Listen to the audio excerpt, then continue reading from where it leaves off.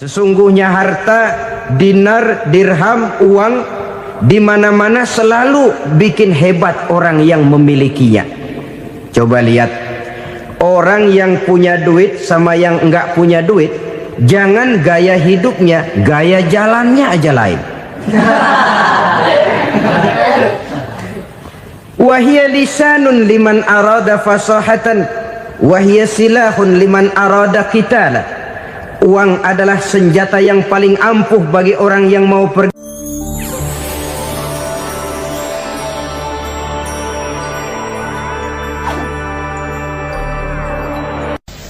Bapak-bapak, ibu-ibu, saudara-saudara kaum muslimin rahimakumullah. Murai di dahan dan kokok ayam di kandang. Dunia ini penuh dengan berbagai macam kesibukan. Sejak dari petani yang turun ke ladang, pedagang yang berangkat ke pasar, pelajar yang menuju sekolah, sampai kepada pegawai yang berangkat ke kantor, seluruhnya tidak lain untuk mencari sesuatu yang bernama bahagia.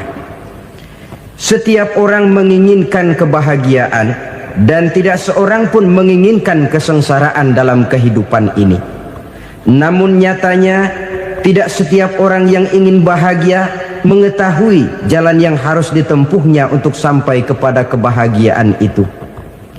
Maka pada kesempatan pertemuan kali ini, saya ingin menyampaikan sebuah hadis dari junjungan kita baginda Nabi besar Muhammad sallallahu alaihi wasallam yang termuat dalam kitab Mukhtarul Ahadits An-Nabawiyah, di mana beliau bersabda, Arba'un min sa'adatil mar'i.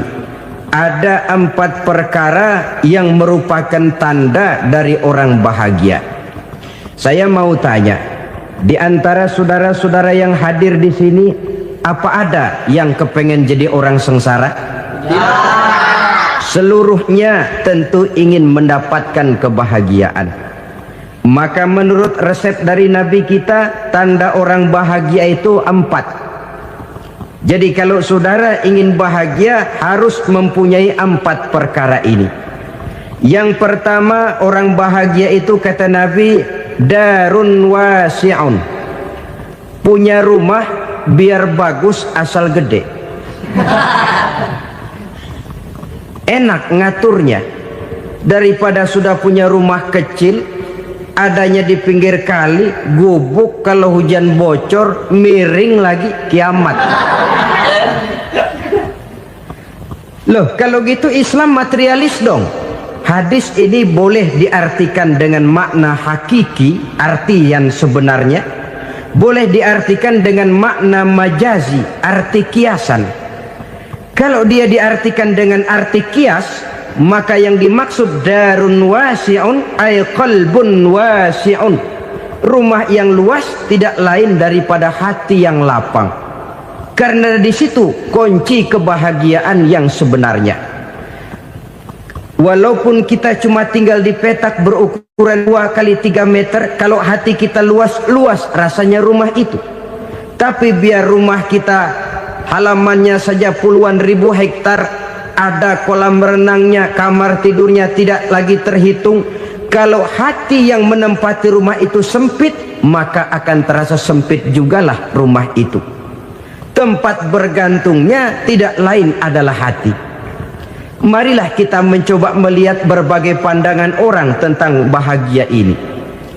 Ada orang menyangka bahwa bahagia itu kalau dia mendapatkan harta yang sebanyak-banyaknya.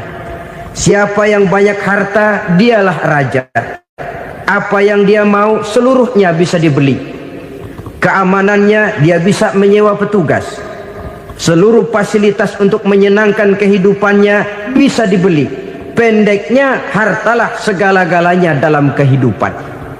Sampai ada pepatah mengatakan, innad darahima fil amakini kulliha taksur rijala mahabatan wa jalala. Sesungguhnya harta, dinar, dirham, uang di mana-mana selalu bikin hebat orang yang memilikinya. Coba lihat, orang yang punya duit sama yang enggak punya duit, jangan gaya hidupnya, gaya jalannya aja lain. Wahia lisanun liman arada fasahatan, wahia silahun liman arada qitala. Uang adalah senjata yang paling ampuh bagi orang yang mau pergi perang, dan lidah yang paling fasih bagi orang yang mau bicara. Kalau bicara dengan lidah macet, cobalah bicara dengan harta, lancar. Sampai ada pepatah demikian, segalanya bisa diatur dengan harta. Maka di kalangan orang yang berpandangan semacam itu, seluruh kegiatan hidupnya hanya terfokus kepada bagaimana mengumpulkan harta yang sebanyak-banyaknya. Tidak peduli halal haram, tidak kenal sore pagi siang dan malam, tidak sempat sujud, jauh dari agama, jauh dari kehidupan yang bersifat ruhaniyah, jauh dari Allah dan sebagainya. Sampai dalam Al-Quran dikelompokkan dalam kelompok yang dinamakan lumazah. Allazi jama'a malahu wa'addadah yahsabu anna malahu akhladah. Mereka mengumpul-ngumpulkan harta sebanyak-banyaknya dan menyangka bahwa harta yang banyak itu dapat mengekalkan hidupnya, mengekalkan kekayaannya, mengekalkan kebahagiaannya. Saudara hadirin yang berbahagia, kalau pandangan hidup ini benar, artinya kalau harta memang merupakan satu-satunya hal yang dapat membuat orang bahagia, tentu di rumah mewah tidak akan pernah ada tangis derita. Tentu di satu tempat di mana fasilitas hidup serba menunjang tidak ada yang namanya penderitaan. Tapi suka dan duka, sedih dan gembira, senyum dan tawa adalah milik setiap orang, baik dia punya harta maupun dia tidak punya harta. Nyatalah bahwa harta semata-mata bukan merupakan jaminan bahwa orang akan bahagia, walaupun tanpa harta orang sulit untuk bahagia. Saya mau cerita, ada orang super kaya, namanya Aristotle Onesimus, raja tanker Yunani. Dia punya kapal tanker saja konon sampai 11 banyaknya. Punya perusahaan penerbangan yang disebut Olympic Airlines. Punya hotel di berbagai kota besar di dunia ini, sejak dari New York, London, Paris, Rome dan sebagainya. Bahkan punya pulau yang dia namakan Pulau Scorpio. Ini kan namanya sudah kaya nggak tanggung-tanggung, punya pulau. Nah, dia punya 2 orang anak, yang satu laki-laki namanya Alexander, yang satu perempuan namanya Maria Onesimus. Seluruh harapannya tertumpah kepada anak lakinya Alexander ini, yang akan meneruskan usahanya, meneruskan kekayaannya, meneruskan dinastinya. Apa yang terjadi? Ternyata anak yang dia harapkan yang bernama Alexander ini mati muda dalam kecelakaan pada waktu dia olahraga. Apa olahraganya? Namanya olahraga anak orang kaya, golongan jet set. Olahraganya olahraga pesawat terbang. Jatuh, ya nggak kapungut, habis mati. Tinggal satu anak perempuannya, Maria Onesimus. Tapi anak perempuan ini juga malah urakan.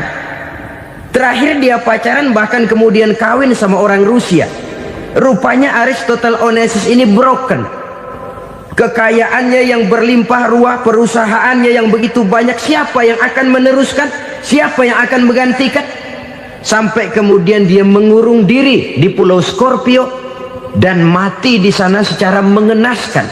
Seorang multi jutawan, seorang yang super kaya, mati menyendiri di pulau sepi. Ibarat kata pepatah, anak ayam mati di lumbung. Bukan kekurangan makanan, keurugan makanan.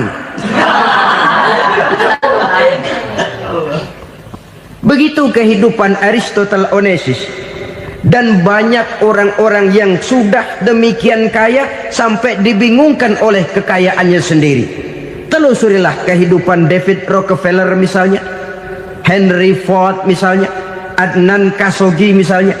multi jutawan yang kadang-kadang dibuat keder oleh kekayaannya sendiri. Pantas ketika Imam Ali ditawarkan orang, "Ya Ali, kalau kepadamu disuruh pilih ilmu atau harta, kau pilih mana?" Ya jelas pilih ilmu dong. Kenapa? Pertama, ilmu kalau kita berikan kepada orang lain tambah, tapi harta kalau kita berikan kepada orang lain kurang. Saudara punya uang 10.000, dibagi orang 5.000, jelas uang saudara berkurang. Tapi saudara punya ilmu diberikan kepada orang lain bisa, saudara pun makin mantap. Tidak lantas jadi bodoh karena ngajarin orang. Saudara bisa Fatihah lalu mengajarkan orang Fatihah, orang bisa, saudara pun makin hafal. Tidak lantas setelah diajarin orang ilmunya hilang. Begitu datang dia minta orang, "Tolong ajarin saya Fatihah," udah habis, nggak ada.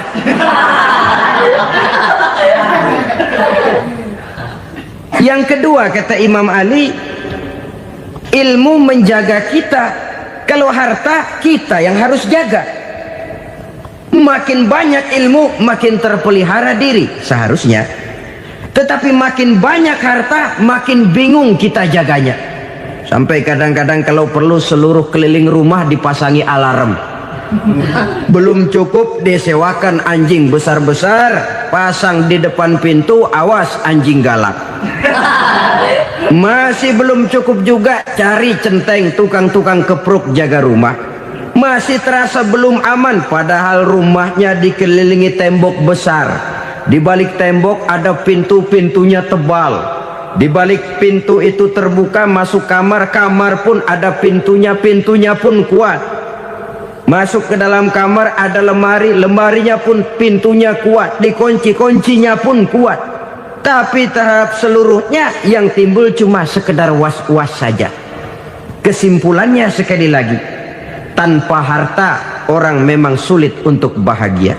Tapi harta semata-mata tidak merupakan jaminan orang akan bahagia. Dengan hati yang luas, itu modal utama untuk mencapai kebahagiaan hidup. Orang yang hatinya luas, saudara-saudara, punya hati yang lapang, melihat kenyataan hidup ini, dia bersyukur senantiasa kepada Allah. Lantas tidak timbul hasud dan iri hatinya. Oleh karena itu jiwanya selalu lapang. Kalau tidak, cupik hati namanya, dangkal pandangan, tidak senang melihat orang lain dapat nikmat, dan itu sering dijadikan contoh. Kalau orang yang lapang dada, dia lihat tetangganya beli TV baru, dia berkata, "Alhamdulillah ya, tetangga kita beli TV, mudah-mudahan kita bisa ikut nonton." Lapang dadanya. Tapi orang yang sempit hati, lihat tetangga beli televisi, meriang. Enggak diapa-apain, meriang. Besoknya dengar tetangga beli motor, makin sakit, ke rumah sakit. Lalu di rumah sakit dengar tetangganya beli mobil, mati. Disiksa oleh perasaannya sendiri. Orang kalau hati sudah sempit dalam hidup, kemanapun dia pergi, sempit rasanya medan kehidupannya. Kemudian kita melihat juga ada orang yang menilai bahwa bahagia itu katanya kalau punya kedudukan yang tinggi, pangkat yang agung, wibawa yang besar. Mungkin betul, tapi mungkin juga tidak. Bergantung kepada hati orang yang punya pangkat itu. Sama dengan harta tadi.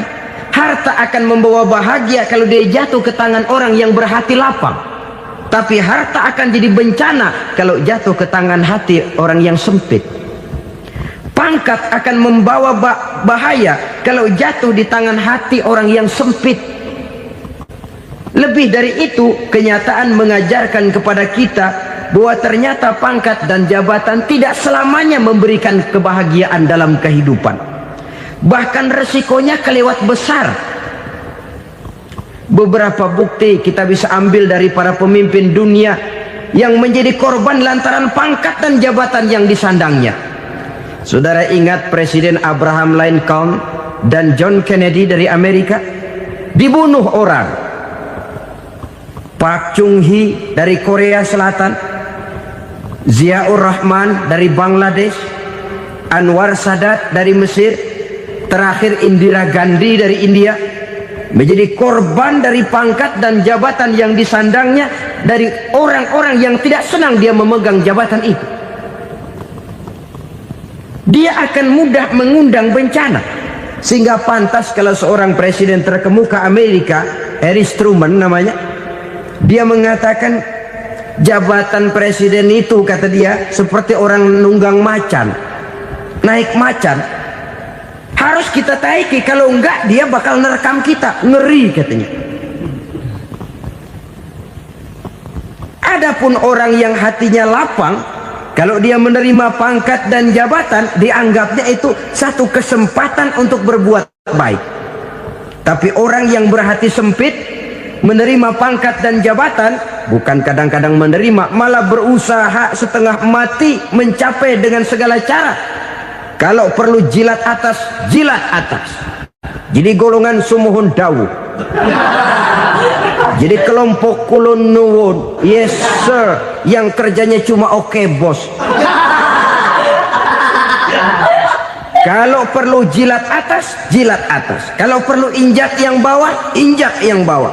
Perlu sikut kiri kanan, sikut kiri kanan. Yang penting pangkat dapat, jabatan dapat. Orang yang semacam ini, kalau sudah mempunyai pangkat dan jabatan, biasanya dia tidak menganggap itu sebagai amanah, tidak menganggap sebagai kesempatan berbuat baik, tapi malah kesempatan untuk memperturutkan hawa nafsunya yang dilatar belakangi oleh kesempitan hatinya tadi. Apalagi kalau orang memperoleh pangkat karena banyak mengeluarkan uang, seakan-akan pangkat dan jabatan itu sekarang macam proyek, pakai tender. Siapa yang berani bayar segini naik, nggak berani minggir. Padahal logikanya, kalau orang mencapai satu jabatan karena banyak mengeluarkan uang, hampir bisa dipastikan bahwa setelah jabatan itu dia pegang, langkah pertama yang akan dilakukannya ialah berusaha bagaimana uang yang dia keluarkan supaya kembali. Ya paling kurang pulang modal dulu dong. Soal mikirin rakyat soal nanti, tapi ini modal harus pulang. Itu celakanya kalau orang memperoleh pangkat dan jabatan cuma karena banyak mengeluarkan uang. Jarang orang yang mempunyai keyakinan dan pandangan bahwa pangkat dan jabatan merupakan amanah. Jadi sekali lagi, pangkat dan jabatan mungkin saja membawa kebahagiaan kalau jatuh ke tangan orang yang berhati lapang, tapi bisa jadi bencana kalau dia jatuh ke tangan orang yang mempunyai hati yang sempit. Dan lagi-lagi stresnya hati yang lapang. Lalu sebagian orang, saudara, ada yang berpandangan katanya bahagia itu kalau jadi orang terkenal, mempunyai popularitas, menjadi idola di kalangan remaja, di kalangan orang tua, di segala lapisan masyarakat. Padahal makin populer orang, makin terikat dia. Ya kalau macam kita ini kan nggak punya nama, nggak populer, tengah malam buta mau nongkrong di warung Tegal aman. Tapi pangkat, jabatan, kedudukan, popularitas menyebabkan kita diikat dengan berbagai macam peraturan. Cuma mandi sama ke WC saja yang nggak dikawal.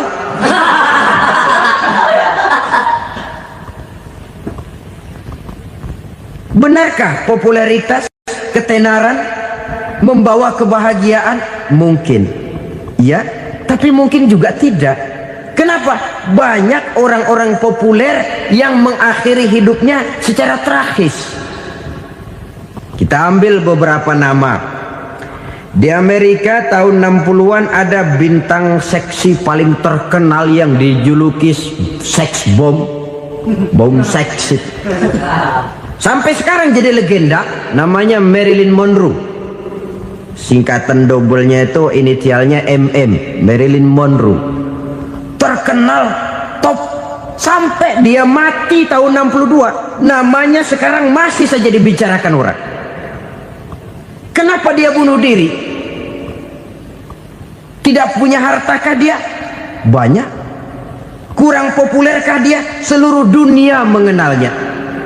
Sejak rakyat kecil sampai pejabat tinggi dia punya hubungan. Kenapa? Jenuh. Dia terlahir dalam keadaan yatim. Setelah itu tidak lama dia berangkat remaja, ibunya meninggal.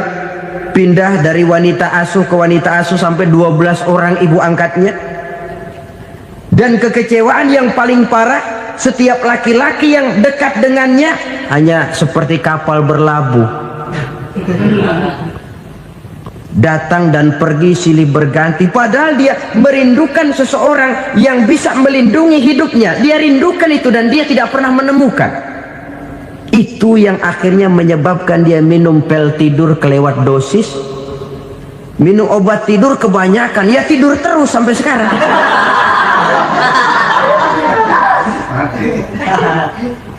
Dia mengakui, saya telah memiliki ketenaran, tapi saya tidak pernah hidup dalam ketenaran itu.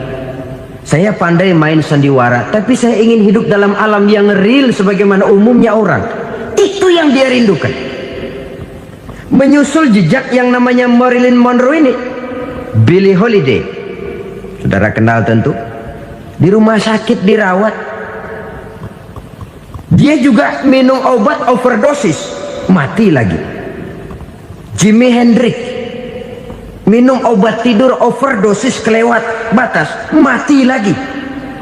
Lalu yang menghanyutkan diri di danau, Janis Joplin dan Brian Jones. Ini orang-orang populer, orang-orang terkemuka yang mengakhiri hidup secara tragis, bukan karena tidak terkenal, mungkin karena sudah saking terkenalnya. Contoh paling belakangan, Bruce Lee. Wah, ini tukang-tukang kepruk tentu kenal siapa dia. Sampai sekarang pun tabir kematiannya masih merupakan misteri.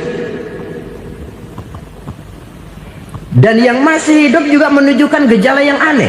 Michael Jackson, rumahnya di Beverly Hills itu dijaga sedemikian rupa, dan dia selalu curiga kepada setiap makanan harus steril, bersih dari segala macam kimia.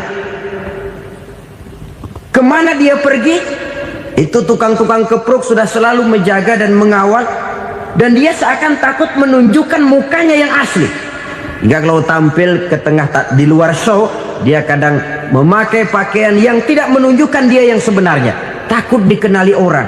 Ternyata popularitas sering jadi momok yang meracuni kehidupan manusia. Oleh karena itu, benarlah junjungan kita pada saat beliau mengajarkan orang akan bahagia kalau dia mempunyai hati yang lapang. Nah, sekarang masalahnya untuk mendapatkan hati yang lapang, caranya bagaimana? Kita kembali kepada konsep Quran. Allah mengajarkan, ala inna bi dzikrillahi tatmainnul qulub.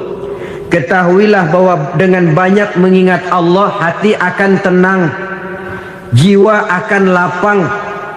Dengan kata lain, dekat dengan agama, merasakan kehadiran Allah dekat dalam hidup. Itu muara pertama untuk mencapai hati yang lapang. Ala inna bi dzikrillahi tatmainnul qulub. Jangan macam orang sekarang ingin mendapatkan ketenangan lalu tapak di puncak gunung, di gua-gua, di tempat sepi. Iyalah kalau nggak ada ular. Kalau tergigit ular berbisa, ketenangan belum, mati jelas itu. Islam positif untuk mendapatkan ketenangan. Ala inna bi dzikrillahi tatmainnul qulubi. Bahwa ketahuilah bahwa dengan banyak mengingat Allah, hati akan tenang, jiwa akan lapang, nuansa pikiran akan luas. Karena yang namanya bahagia ada dimanapun manusia berada. Di kampung ada bahagia, di kota ada bahagia, di ngarai, di lembah, di gunung, di hutan, di lautan, di angkasa luar, dimanapun bahagia itu ada kalau kita bermodalkan hati yang lapang ini. Dan hati akan lapang kalau kita dekat dengan agama. Dekat dengan harta buat sementara hati mungkin tenang, tapi ketenangan yang relatif dan temporer. Apalagi orang tiap kali tambah harta, tiap kali tambah rencana, itu wajar. Mungkin sebelumnya saudara berpikir, kalau punya duit 5.000 enak nih. Begitu punya duit 5.000, aduh sayang kalau 10.000 aja. Tiap kali tambah harta, tiap kali lain rencana. Makin banyak rencana, makin menjauhkan kita dari yang namanya ketenangan. Padahal ketenangan merupakan unsur utama untuk mencapai bahagia. Dan ketenangan itu bermuara dalam hati manusia. Tengoklah kehidupan ini. Orang yang banyak harta dengan orang miskin, berbedakah rasa sakit yang mereka tanggungkan? Rasanya tidak. Walaupun si kaya tidur di kasur empuk berselimutkan sutra mahal, sementara si miskin meringkuk di balai bambu yang keras dan kasar. Apabila maut datang, dia juga tidak pernah pilih bulu. Maut datang menjemput si kaya di singgasana keemasannya, dikelilingi oleh para pengasuh, dayang dan inang serta para pengawal. Dan maut pun datang menjemput si miskin papa, sehingga ia tergelepar di tepian jalan. Kedua-duanya bernama mati. Kalau nyata bahwa sakit yang ditanggung si kaya tidak beda dengan sakit yang ditanggung si miskin, bukan harta semata yang membuat orang bahagia. Hati yang tenang, jiwa yang lapang penuh kedamaian, karena banyak berzikir dan mengingat Allah, itu merupakan modal utama untuk mencapai sesuatu yang bernama bahagia.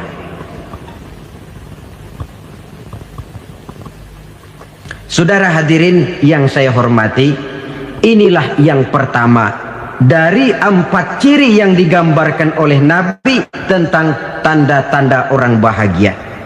Dan harus berangkat dari yang pertama ini, hati yang lapang. Ini yang harus kita miliki lebih dahulu, baru nanti akan menyusul kepada poin yang ketiga, kedua, dan selanjutnya. Sebab kalau hati sudah terisi dengan jiwa yang lapang, seluruh persoalan insya Allah akan bisa kita atasi dengan sebagaimana mestinya. Yang kedua sekarang, tanda orang bahagia menurut baginda Nabi, markabun syariah. Orang bahagia itu, kata beliau, punya kendaraan biar cepat asal lancar. Artinya kemana dia mau pergi mudah. Apa maksud hadis ini? Kalau kita kaji lebih dalam, kendaraan itu kan alat transportasi. Transportasi tidak lain adalah usaha memudahkan komunikasi. Pindah dari situ kepada teori bahwa manusia adalah zon political, makhluk bermasyarakat yang tidak bisa memenuhi kebutuhan hidupnya secara sendirian. Kita memerlukan keberadaan orang lain dalam kehidupan ini. Untuk memakai baju saja kita sudah perlukan petani yang tanam kapas, pabrik yang memintal kapas jadi benang, pabrik yang menenun benang jadi kain, sampai kepada mesin jahit, sampai kepada tukang jahit. Itu cuma untuk memakai pakaian saja. Tidak seorang pun di antara kita yang sanggup memenuhi kebutuhan hidupnya secara sendiri. Kita perlu orang lain. Maka kebebasan dalam arti mutlak, kebebasan tanpa batas, itu tidak mungkin ada dalam kehidupan. Karena kita mengadakan yang disebut interaksi sosial. Setiap kegiatan kita tentu melibatkan orang lain. Menurut kita barangkali kita bebas jalan di jalan raya semaunya, tapi orang lain berkendaraan pun merasa bahwa ini ada juga jalan haknya, dan begitu selanjutnya. Oleh karena itu, maksud dari kendaraan yang cepat ini adalah khulata'uhu ma'as solihin. Lingkungan pergaulannya terdiri dari orang-orang soleh. Pergaulannya luas. Kemana dia pergi ada temannya. Kesulitannya ada tempat dia cerita. Dan kesulitan kalau sudah diceritakan kepada orang lain, taruh kata orang itu tidak bisa menolong, namun menceritakannya kepada orang yang kita percayai, kan paling kurang sudah mengurangi beban jiwa. mengurangi tanggungan batin, merasa masih ada tempat kita cerita. Maka lebih baik orang awam yang mau bergaul ketimbang orang setengah alim tapi ngunci pintu. Sebab nantinya akan timbul sikap picik, cupik pandangan, dan tidak luas menghadapi kenyataan dalam kehidupan ini. Namun yang harus kita garis bawahi, pergaulan memang mesti luas. Namun jangan sekali-kali lupa bahwa pergaulan sangat besar pengaruhnya dalam ikut membentuk kepribadian manusia. Sehari-hari bisa kita bilang, kalau kita dekat sama tukang minyak wangi, sekalipun nggak dibagi minyaknya, baunya tentu dapat. Betul? Betul. Tapi dekat sama tukang elas, walaupun nggak kena apinya, asapnya mesti kena. Kalau Syauqi mengatakan lebih jelas lagi, man asyaral asyrafa asa musyarrafan wa muasyiral anzali ghairu musyarrafin. Awalam taral jildal hakira muqabbalan bisagri lamma sara jildal mushaf. Siapa yang bergaul dengan orang mulia, dia bakal ikut menjadi mulia. Tapi siapa yang berteman dengan orang hina, dia tidak bakal ikut menjadi mulia. Tidakkah kau lihat, kata Syauqi, kulit kambing yang hina pun dicium orang ketika menjadi kantong Quran. Kulit kambing hina, kalau dia sendirian gak ada yang mau cium. Tapi begitu dia bergaul dengan Quran, menjadi kantong Quran, dipakein minyak wangi, ditaruh di tempat yang tinggi, mau diambil dicium dulu, dibawa dengan penuh hormat dan hati-hati. Kulit kambing yang hina lantaran berteman dengan Quran, numpang mujur. Tapi coba lihat kalau kulit kambing berteman dengan kayu, jadi beduk, habis. Zohor dikemplang, asar dipukul. Itu pun sedikit saja, cuma salah milih teman. Yang temannya Quran dihormati orang, yang temannya kayu lantaran jadi beduk, gelap-gelap subuh orang udah kemplangin.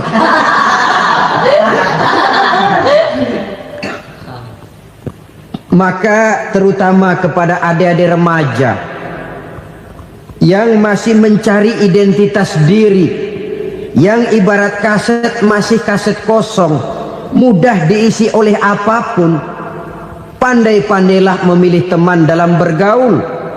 Karena banyak orang yang tadinya baik-baik, ketika terseret dalam pergaulan dengan orang yang tidak baik, kebaikannya menjadi lentur dan luntur. Tapi berapa banyak bajingan-bajingan tengik, orang-orang yang berlumur noda dan dosa, tiap hari melakukan maksiat, namun bergaul dengan orang yang baik-baik, pada akhirnya sedikit demi sedikit beringsut dan berangsur dia terbiasa mengikuti kebaikan-kebaikan. Saya tekankan ini kepada remaja karena mereka masih mencari identitas diri. Apa yang mereka lihat mereka mau, apa yang mereka dengar mereka ingin tahu. Coba lihat kehidupan remaja. Pulang nonton film Rambo, pengen jadi Rambo, gagah, maunya belekai melulu.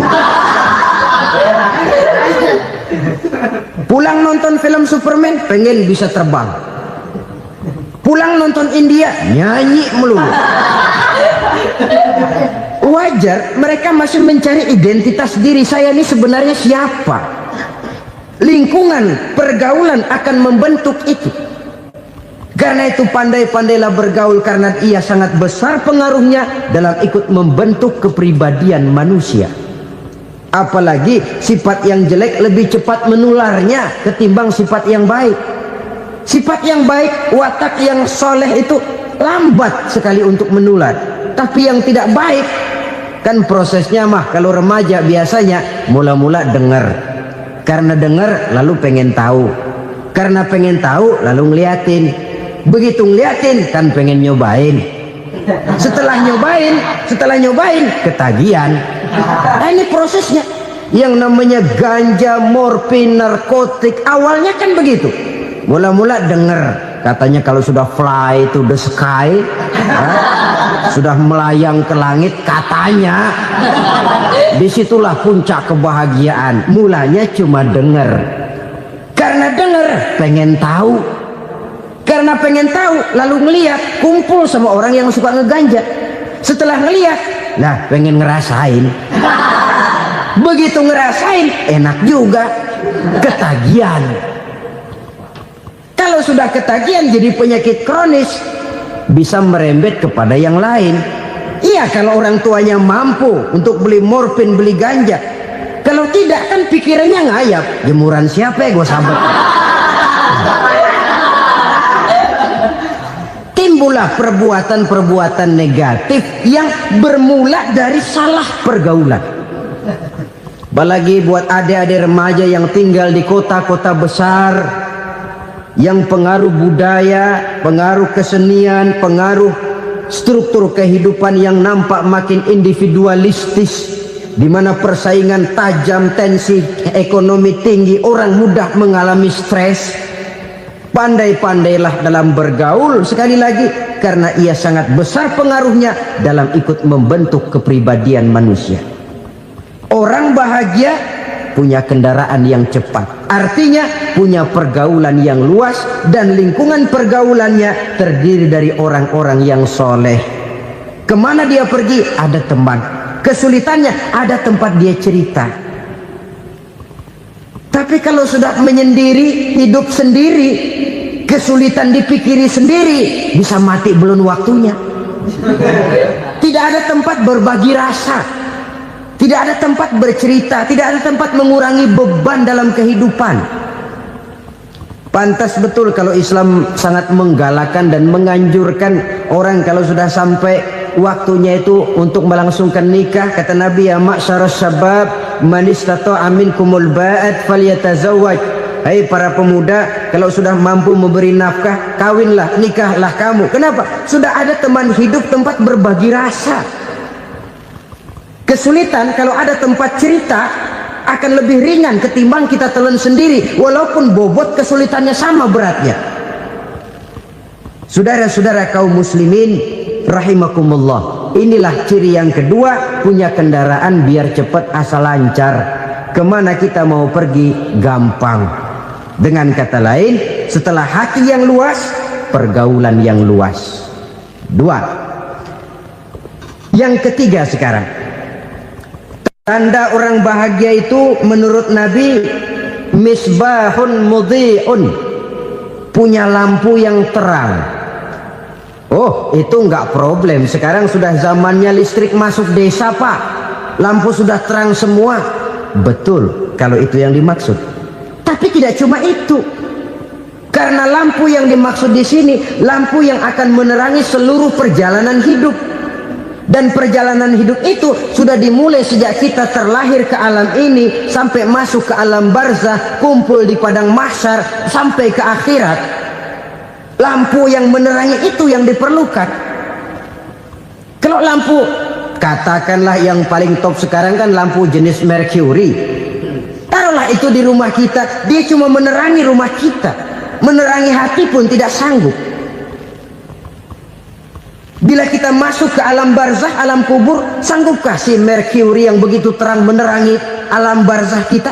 Tidak sanggup lagi. Sanggupkah lampu yang ratusan watt, bahkan puluhan ribu watt menerangi kehidupan di padang mahsyar? Tidak akan sanggup lagi. Kalau demikian, yang dimaksud lampu yang terang di sini apa? Tidak lain amal soleh, kebajikan yang kita lakukan dalam hidup. Itu yang akan jadi lampu penerang. Di dunia nama kita akan terang, jasad kita boleh hancur terkubur tanah, tapi nama kita akan dikenang orang. Begitulah kalau orang meninggalkan kebajikan dalam hidup seperti sekarang. Ribuan orang tiap saat berziarah ke kubur Imam Syafi'i, ke kubur Imam Malik, ke kubur Imam Ghazali, ke kubur orang yang baik-baik, orang yang soleh-soleh. Kebajikannya yang ditinggalkan, yang mengukir namanya dengan tinta emas, sehingga saudara sudah terbaring di alam kubur. Orang lewat, Allah, ini kuburannya Fulan bin Fulan, dulu ini kebaikannya Masya Allah, saya ikut merasakan. Mari kita mampir sebentar, kita Fatihah, mohon disampaikan Allah pahalanya kepada almarhum. Al-Fatihah. Itu kan orang baik-baik. Lalu saudara tanya, Pak, orang mati dikirimin Fatihah apa nyampe pahalanya? Saya jawab, kalau saudara nggak percaya, mati dulu dah. Nanti saya Fatihain, tungguin di sana. Umpama nggak sampai, balik lagi kemari. Sekarang ini kan maunya otak-otakan saja. Kalau nggak masuk otak, nggak percaya. Padahal alam gaib itu nggak bisa diotak-otakin. Sama saja dengan saudara pernah dengar cerita kapal tanpa emas tenggelam kan? Pernah nggak? Di mana?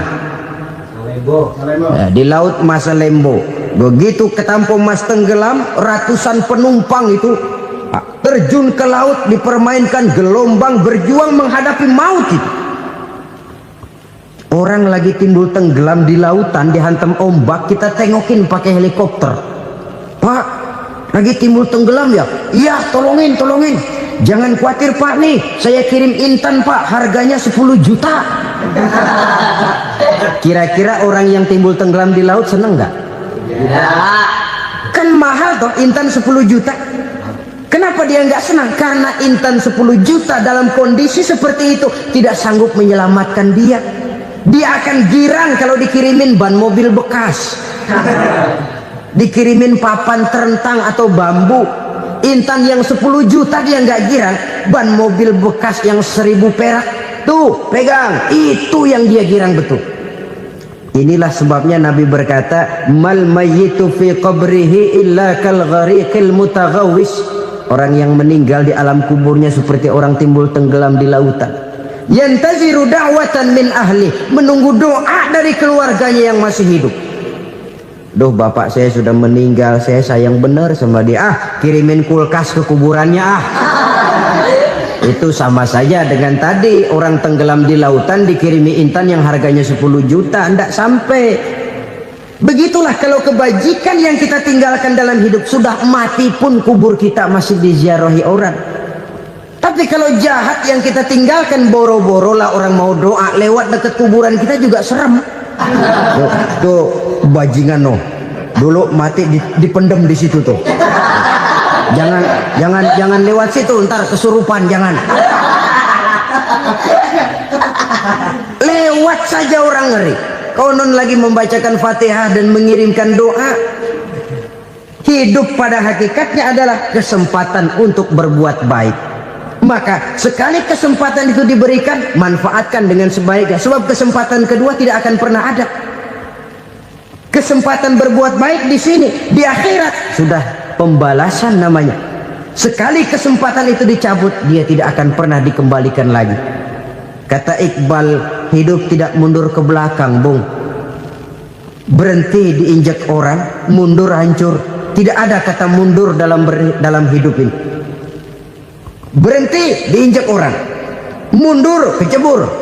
Tidak ada kata lain, harus maju dalam kehidupan dalam artian yang positif. Hidup adalah kesempatan untuk mengumpulkan kebajikan yang sebanyak-banyaknya. Di situ nilai daripada manusia. Sekarang ini memang nggak kelihatan kok, orang yang banyak pahala sama yang banyak dosa nggak kelihatan kok. Barangkali kalau habis bikin dosa palanya pada benjol, mungkin orang takut sama dosa. Tapi sekarang sama saja, orang yang banyak dosa dengan yang nggak banyak dosa jalan bareng dari belakang, sama, nggak kelihatan beda. Tapi ada waktunya di mana pahala memegang peranan, di mana dosa diperlihatkan. Sama saja kalau kita bawa mobil siang, lampu kan nggak begitu berfungsi. Apa lalu bilang, alah ini lampu berat-beratin, copot-copotin aja dah. Tidak perlu begitu. Kenapa? Pada satu saat malam senja akan datang. Bila matahari terbenam, senja pun datang, gelap mulai merayap, disitulah baru terasa perlunya lampu. Pahala begitu. Sekarang orang yang nggak ada pahalanya nggak kelihatan dalam kehidupan. Tapi pada satu saat senja kehidupan akan datang. Ajal merenggut nyawa, malam merayap, dan hidup mulai diliputi kegelapan di alam barzah. Dikala itu kalau nggak punya lampu, alangkah malangnya kita. Sebab amal yang baik, kata Nabi, di alam barzah itu akan diciptakan menjadi perempuan yang cantik menemani kita. Amal yang jahat akan menjadi orang yang paling jelek nemenin kita. Sudah di tempat gelap yang nemenin jelek.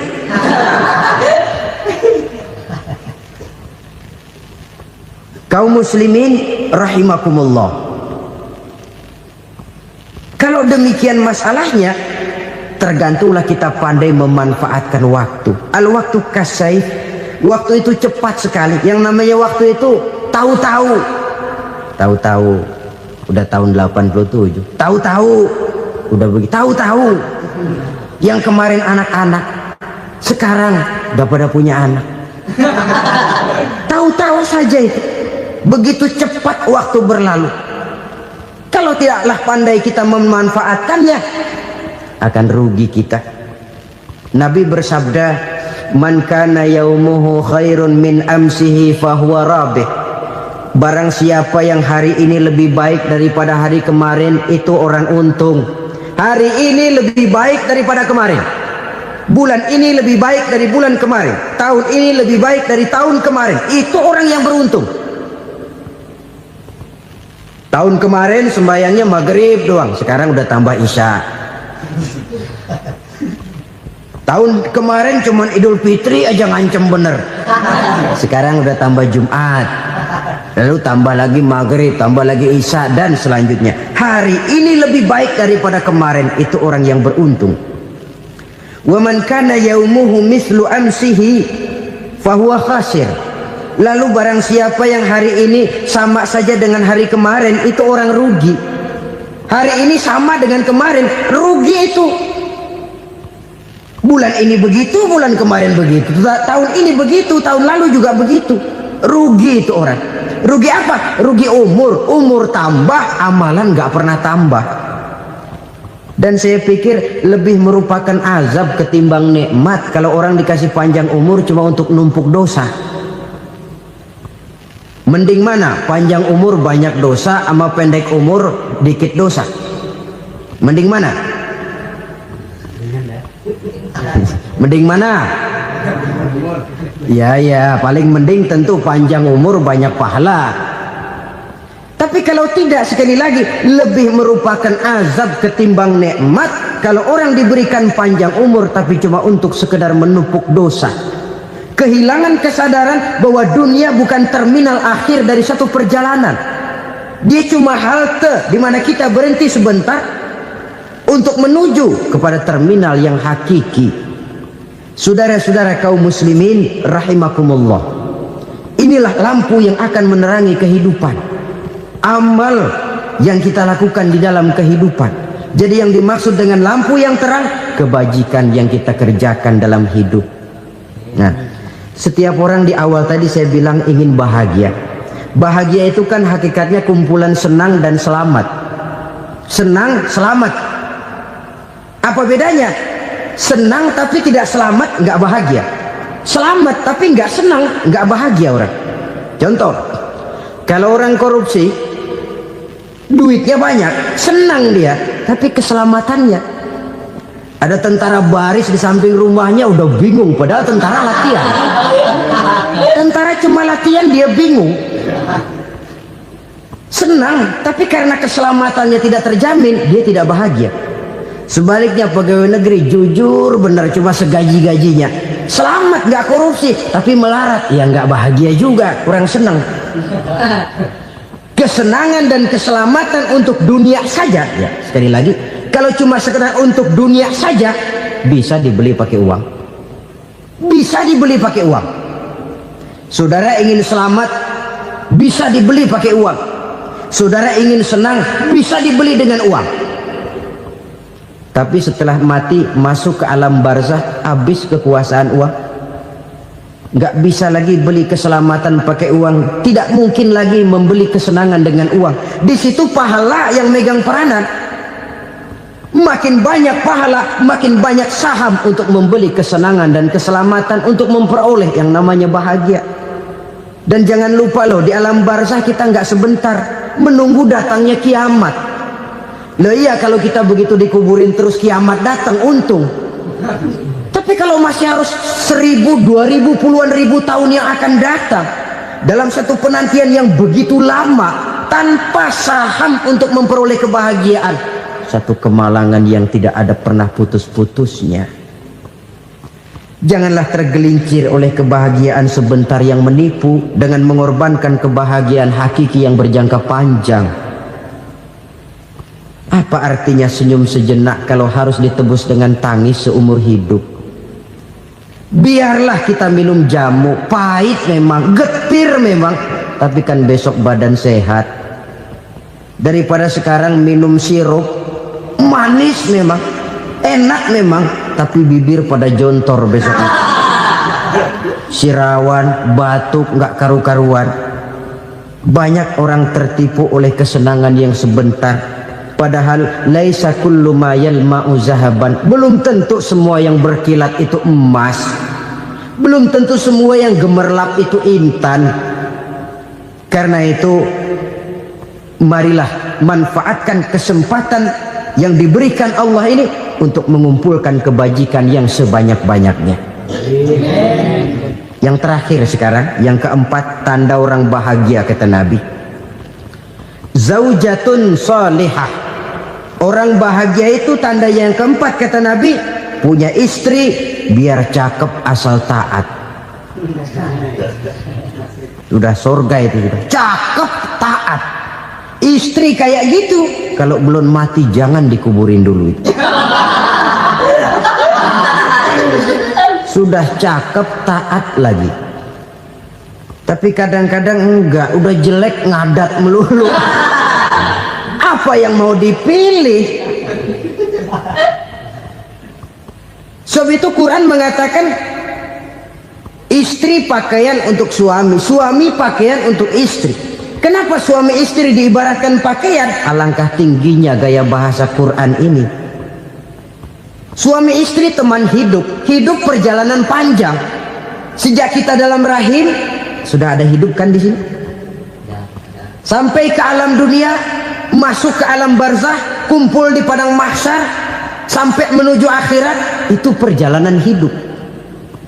Carilah istri atau suami teman hidup yang membawa manfaat tidak hanya kehidupan di dunia ini, sampai di alam barzah, sampai di padang mahsyar.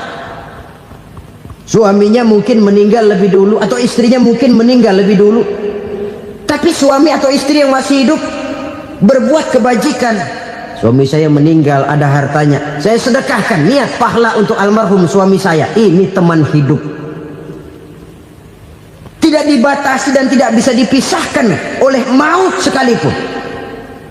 Zohirnya mungkin pisah, badannya mungkin pisah, tapi hatinya, jiwanya, kebersamaannya dalam menghadapi kehidupan. Karena itu saudara-saudara, bahasa Quran indah. Suami istri diibaratkan seperti pakaian. Apa fungsi pakaian? Pertama, pakaian jadi kebanggaan. Artinya suami harus menjadi kebanggaan istri, istri harus jadi kebanggaan suami. Yang kedua, pakaian itu kan fungsinya menutup aurat. Artinya sesama suami istri harus saling menjaga kekurangan masing-masing. Jangan malah sesama suami istri saling membongkar rahasia dan aibnya sendiri-sendiri. Istrinya diceritain jeleknya di mana-mana, atau suaminya dibongkar rahasianya di pasar umum. Itu sudah tidak lagi berfungsi sebagai pakaian. Kenapa semua ini diperlukan? Karena kita menyadari bangsa yang baik terdiri dari masyarakat yang baik. Masyarakat yang baik merupakan susunan dari warga yang baik. Warga yang baik adalah terdiri dari rumah tangga yang baik. Dan rumah tangga yang baik merupakan susunan dari pribadi yang baik. Dari situ langkah dimulai. Membangun satu bangsa yang baik diawali dengan membangun rumah tangga yang baik, dengan menciptakan pribadi-pribadi yang baik. Sehingga dari sini diharapkan berkembanglah nilai-nilai kebaikan. Orang akan bahagia mempunyai istri yang soleh. Kenapa? Tidak ada seorang suami bisa sukses jadi apapun dia, apapun profesinya. Dokter kah, kiai kah, mubalik kah, petani kah, pengusaha kah, pejabat tinggi kah. Tidak ada seorang suami yang bisa sukses tanpa peran serta istrinya. Walaupun memang peranan itu tidak begitu kelihatan, tapi sangat menentukan. Karena itu, saudara hadirin yang saya hormati, Islam sangat menghargai kaum wanita, memberikan kedudukan yang tinggi sepanjang tidak mematikan kodrat kewanitaannya. Nah, kalau sudah kesuksesan ini diawali dari rumah tangga, karier di masyarakat mudah untuk dikejar.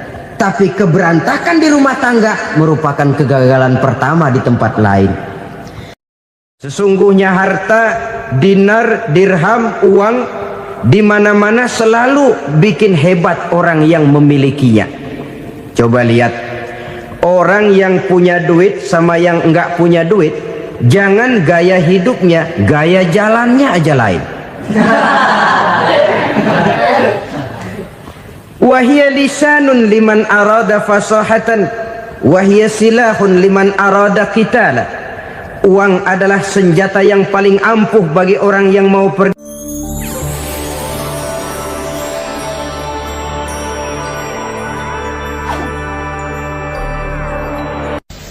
Bapak-bapak, ibu-ibu, saudara-saudara kaum muslimin rahimakumullah. Murai di dahan dan kokok ayam di kandang, dunia ini penuh dengan berbagai macam kesibukan. Sejak dari petani yang turun ke ladang, pedagang yang berangkat ke pasar, pelajar yang menuju sekolah, sampai kepada pegawai yang berangkat ke kantor, seluruhnya tidak lain untuk mencari sesuatu yang bernama bahagia. Setiap orang menginginkan kebahagiaan, dan tidak seorang pun menginginkan kesengsaraan dalam kehidupan ini.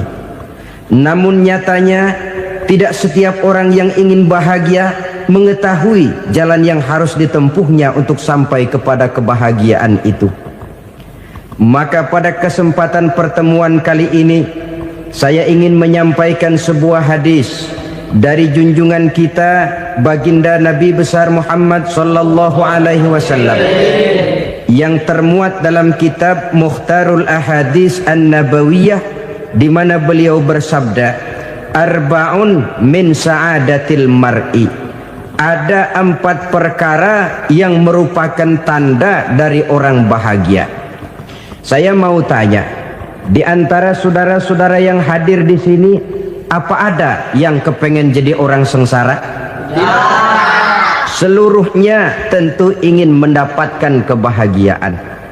Maka menurut resep dari Nabi kita, tanda orang bahagia itu 4. Jadi kalau saudara ingin bahagia, harus mempunyai 4 perkara ini. Yang pertama, orang bahagia itu kata Nabi, darun wasi'un. Punya rumah biar bagus asal gede. Enak ngaturnya, daripada sudah punya rumah kecil adanya di pinggir kali, gubuk, kalau hujan bocor, miring lagi, kiamat. Loh, kalau gitu Islam materialis dong. Hadis ini boleh diartikan dengan makna hakiki, arti yang sebenarnya, boleh diartikan dengan makna majazi, arti kiasan. Kalau dia diartikan dengan arti kias, maka yang dimaksud darun wasi'un ay qalbun wasi'un. Rumah yang luas tidak lain daripada hati yang lapang. Karena di situ kunci kebahagiaan yang sebenarnya. Walaupun kita cuma tinggal di petak berukuran 2 kali 3 meter, kalau hati kita luas-luas rasanya rumah itu. Tapi biar rumah kita halamannya saja puluhan ribu hektar, ada kolam renangnya, kamar tidurnya tidak lagi terhitung. Kalau hati yang menempati rumah itu sempit, maka akan terasa sempit jugalah rumah itu. Tempat bergantungnya tidak lain adalah hati. Marilah kita mencoba melihat berbagai pandangan orang tentang bahagia ini. Ada orang menyangka bahwa bahagia itu kalau dia mendapatkan harta yang sebanyak-banyaknya. Siapa yang banyak harta, dialah raja. Apa yang dia mau seluruhnya bisa dibeli. keamanannya dia bisa menyewa petugas, seluruh fasilitas untuk menyenangkan kehidupannya bisa dibeli. Pendeknya, hartalah segala-galanya dalam kehidupan. Sampai ada pepatah mengatakan, innad darahima fil amakini kulliha taksur rijala mahabatan wa jalala. Sesungguhnya harta, dinar, dirham, uang di mana-mana selalu bikin hebat orang yang memilikinya. Coba lihat, orang yang punya duit sama yang enggak punya duit, jangan gaya hidupnya, gaya jalannya aja lain. Wahia lisanun liman arada fasahatan, wahia silahun liman arada qitala. Uang adalah senjata yang paling ampuh bagi orang yang mau pergi perang, dan lidah yang paling fasih bagi orang yang mau bicara. Kalau bicara dengan lidah macet, cobalah bicara dengan harta, lancar. Sampai ada pepatah demikian, segalanya bisa diatur dengan harta.